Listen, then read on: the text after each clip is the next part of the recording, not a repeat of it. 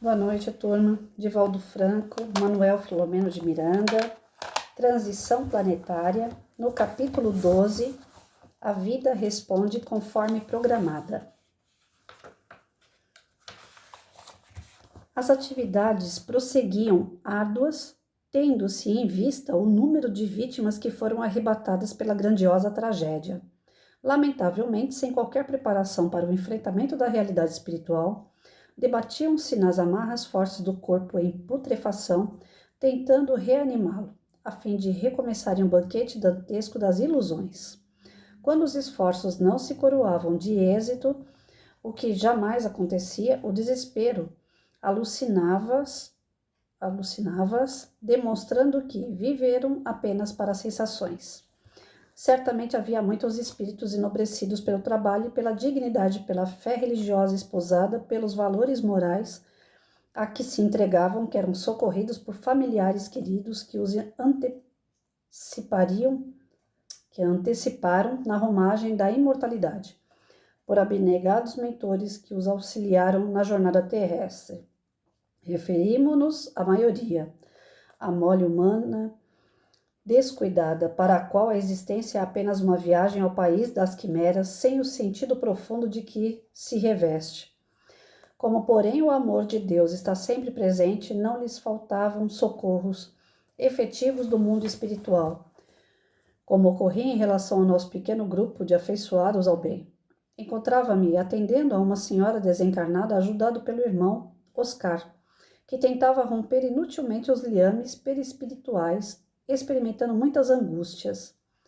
Dei-me conta do seu estado adiantado de gestação, notando a presença do espírito feto, que se encontrava adormecido após a morte orgânica, porém imantado ao corpo da mãezinha. Sem saber como proceder, recorri à ajuda ao benfeitor, que, solícito, acercou-se-nos, sugerindo que primeiro tentássemos adormecer a genitora, a fim de ser providenciado o parto. Concentrando-nos ambos, aplicados energias calmantes na senhora aflita, que lentamente se asserenou, adormecendo. Dr. Charles pediu a Ana que atendesse ao filhinho enquanto ele aplicava recursos especiais na área do chakra coronário do pequenino, diluindo a energia densa que se foi alterando, mudando de tonalidade e de formato até diluir-se como um fio que se esgarça, sendo separadas totalmente as fibras de energia que os uniam. Nesse comenos, observamos que a gestante movimentou-se, embora adormecida, e expeliu uma espessa massa informe, como se fora o parto. Logo nos demos conta de que se tratava da condensação mental de ambos, filho e genitora, acumulada no útero em cujo claustro desenvolvia-se a gestação. A partir desse momento, o seu sono tornou-se reparador, tranquilo. Na etapa final do processo, o espírito que não lograra a bênção da reencarnação experimentou um grande choque enquanto vimos o corpo da desencarnada absorver os fluidos densos que o retinham, sendo atraídos pelo seu cadáver. Notei curiosamente que, de imediato, o processo de decomposição tornou-se mais rápido, apesar de já o haver iniciado. As bactérias encarregadas da destruição dos tecidos pareciam vitalizadas e aumentaram infinitamente, com voracidade que não tivera ocasião de perceber anteriormente. Dr. Charles explicou-nos que a flora e a fauna microbiana, que se encarregam de estruturar e desorganizar a aparelhagem física, são mantidas por uma lei natural, porém é o fluido universal que lhes dá vitalidade, ou que se encarrega de aniquilá-las, quando já não se fazem necessárias. No caso, em tela, as impressões físicas transmitidas pelo espírito de alguma forma preservavam determinadas áreas orgânicas menos sensíveis à decomposição, retardando-lhes o processo degenerativo. O recém-liberado foi levado por Ana a uma das áreas especiais, de onde seria conduzido para o despertamento fora daquele campo, indo habitar uma comunidade infantil própria ao seu futuro desenvolvimento. A mãezinha adormecida logo depois foi recambiada para o lugar de onde seria também transferida com aqueles que podíamos considerar como melhorados e que, ao despertarem no campo de refazimento, padeceriam menos angústias. Ela esperava o filhinho com essa ternura infinita de quem deseja a maternidade dignificada. O esposo, conforme elucidou Dr. Charles, após alguma reflexão, houvera também desencarnado. Não ali, mas numa das ilhas do país, onde se encontrava em atividade comercial. Certamente em razão da lei de afinidades, logo despertasse. Teria meios de reencontrar os seres queridos, utilizando-se dos recursos de orientação e esclarecimento que foram instalados em nossa esfera de ação. Encontrava-se edificado com as lições que acabara de registrar. E porque necessitasse de alguns esclarecimentos, solicitei ao nobre amigo que me auxiliasse no entendimento da dolorosa ocorrência, a desencarnação da gestante e do seu filhinho, naquelas circunstâncias, considerando-se que se encontrava quase no momento de renascer no corpo físico. Sem fazer rogado, o nobre amigo reflexionou por um pouco e narrou-nos a mim e ao irmão Oscar. A nossa irmã viveu em sua penúltima reencarnação em uma das milhares de ilhas da Indonésia, exatamente aquela em que há pouco desencarnou seu esposo. Naquela ocasião, também seu consorte. Entregavam-se então às práticas mágicas e supersticiosas muito comuns em toda parte, especialmente em muitas das ilhas de cultura ainda primitiva, porque, distantes da civilização, vivendo costumes tribais. Tidos como possuidores de dons espirituais em muitas das suas atividades, ela e os espíritos infelizes com os quais se homiciava exigiam sacrifícios de crianças por serem inocentes e cujas vidas dariam alegria, saúde e felicidade àqueles que se permitissem utilizá-las. Assassinaram, desse modo, algumas crianças indefesas. É difícil para mim ler isso, viu? Cujos pais, ignorantes e perversos, permitiam a sua imolação, vitimados pelos costumes bárbaros. Ao desencarnarem, foram surpreendidos por algumas das suas vítimas, que o arrastaram a punições severas, encarceramentos terríveis, submissões humilhantes. Sempre estarão em sintonia os devedores e os seus insensíveis cobradores. Como, porém, sempre estando presente a justiça, o amor apresentou-se-lhes em forma de misericórdia e os recambiou à atual reencarnação, na qual foram constrangidos a encerrá-la de maneira dolorosa, superlativamente triste, terminado o resgate que se impuseram por necessidade nominativa, recomeçarão noutra oportunidade o processo de crescimento para Deus, edificando um lar no qual estarão presentes numa família numerosa alguns dos desafetos, hoje desditosos e sedentos de vingança. O amor é a luz que apaga a escuridão do ódio, diluindo em claridades de ternura e de compreensão. Silenciou por um pouco, para logo concluir. O filhinho que lhe veio, imantado ao perispírito após havê-los perdoado, sofreu a reparação pelo mal que lhes impusera no período em que estiveram na erraticidade inferior. Voltará ao carreiro físico também, rico de esperança e de alegria. O genitor desencarnou na mesma ilha onde praticara magia negra e cometera os hediondos crimes, havendo sofrido um processo prolongado antes de concretizar-se o fenômeno biológico da morte orgânica. Foi lento o deslindar-se das amarras carnais, experimentando as aflições superlativas até a consumção total. As soberanas leis sempre se encarregam de reequilibrar a ordem onde se hajam manifestado a agressividade e o crime, o despautério e a crueza dos sentimentos. Ninguém que agrida a vida prosseguirá em liberdade, porque ficará emanado ao erro, até que reconquiste a paz resultante do dever nobremente exercido e da consciência harmonizada. Por outro lado, onde se encontre o agressor sandeu, a ele vinculada estará a vítima que, não o havendo perdoado, estabelecerá seus planos de vingança. Sempre, portanto, que se viva com harmonia desincumbindo-se dos deveres que lhe dizem respeito com serenidade e elevação, será lograda a felicidade real, aquela que nada consome. Aí eu vou parar por aqui. Vejam bem, pelo menos é o que eu entendi, né? Se alguém entendeu diferente, aí depois passa para mim. A vida responde conforme programada, ou seja, não existe acaso, certo? Quando a gente vê uma tragédia desse nível, pessoas morrendo de todas as formas, né? No caso aqui, uma gestante, o bebê lá dentro do ventre também morreu.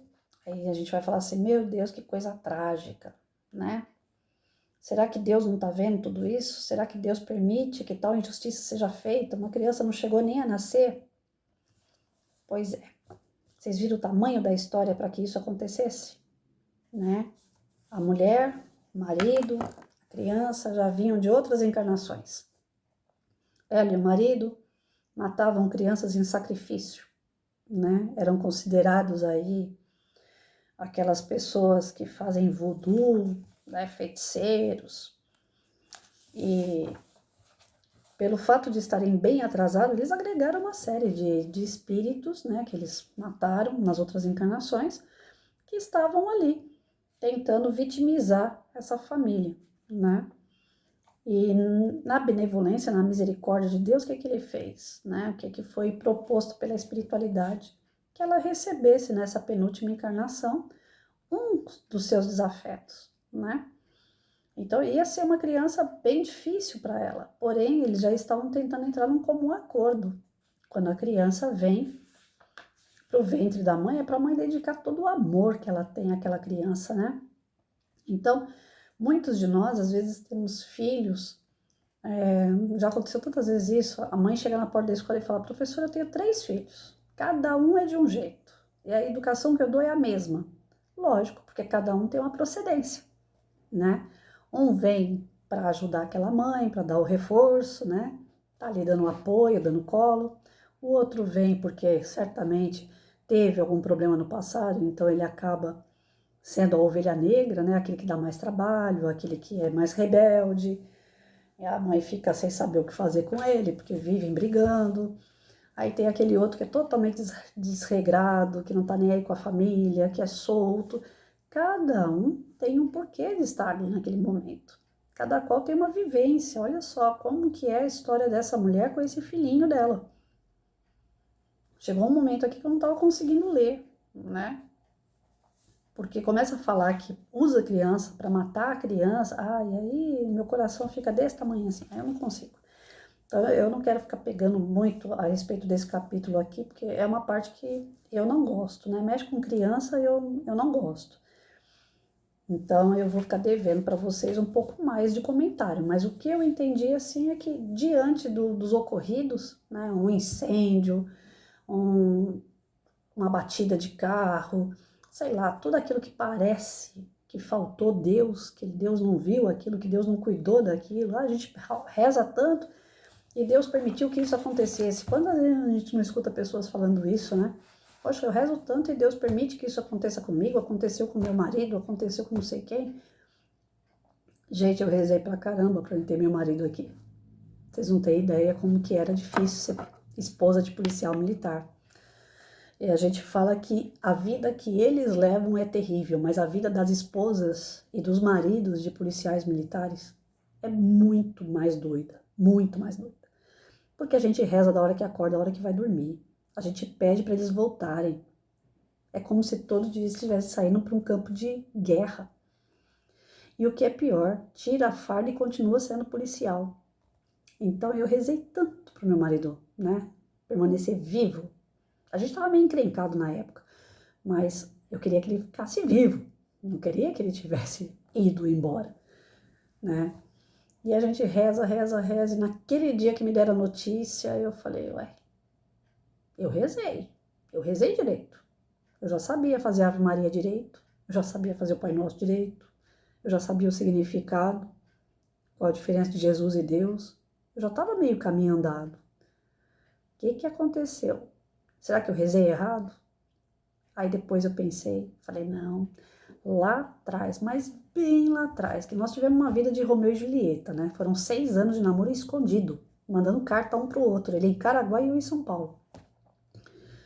E eu falei assim, não pode ter sido em vão, 6 anos, e a gente tinha um filho com 8 anos de idade, uma criança.